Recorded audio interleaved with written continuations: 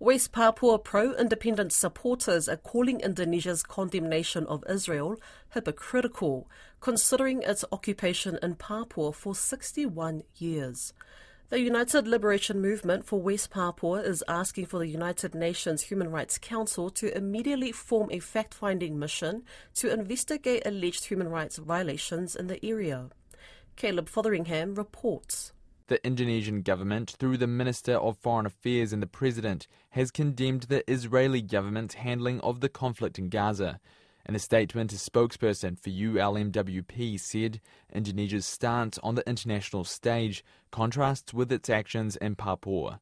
Andreas Harsono, a researcher at Human Rights Watch in Indonesia, says it's hard to compare. Palestine, Gaza and the West Bank, of course, is recognized by more than 130 countries, members of the United Nations. Meanwhile, West Papua is being discussed mostly among 7 or maybe 10 other countries. So this is difficult to compare. He also says Indonesia, the most populous Muslim-majority country in the world, has religion in common with Palestine.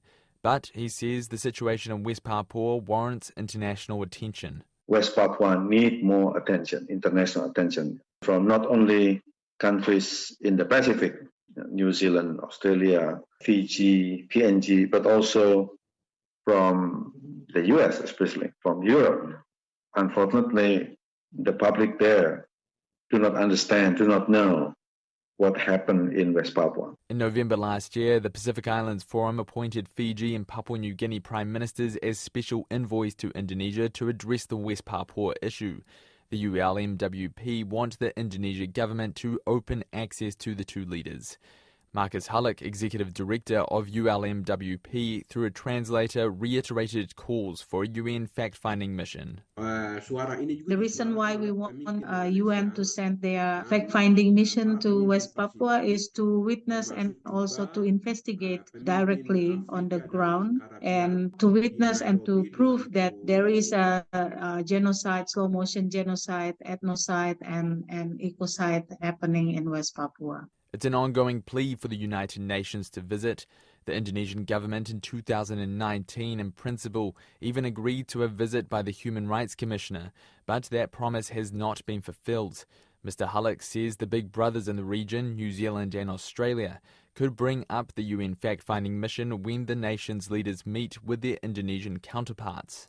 There has been several visits by the leaders when they visit Indonesia, but it seems like the issue of West Papua is not as important as the other issues such as trade and other issues. Former New Zealand Greens Member of Parliament Catherine Delahunty says West Papua has experienced a range of deprivations. I do feel very frustrated that our own backyard, where a sustained occupation and which is being maintained through violence and basically attacks on Indigenous Papuans every day, and a variety of forms, doesn't get profiled. Nearly all foreign media are banned from entering West Papua. To tell the story of West Papua is extremely difficult.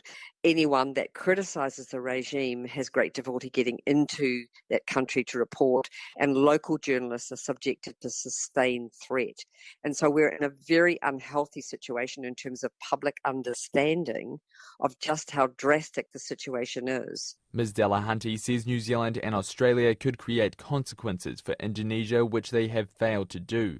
She says the countries could do things like refusing military exchanges until Indonesia allows a fact-finding mission. What we are seeing is, the power that Indonesia has to intimidate the smaller nations, and the larger nations like Australia and Aotearoa New Zealand just refusing to act because they're refusing to take responsibility for their own part in allowing this to continue. A statement from the Embassy of the Republic of Indonesia in Wellington, sent to RNZ Pacific, says the government of Indonesia is committed to accelerate the development of all provinces, including Papua.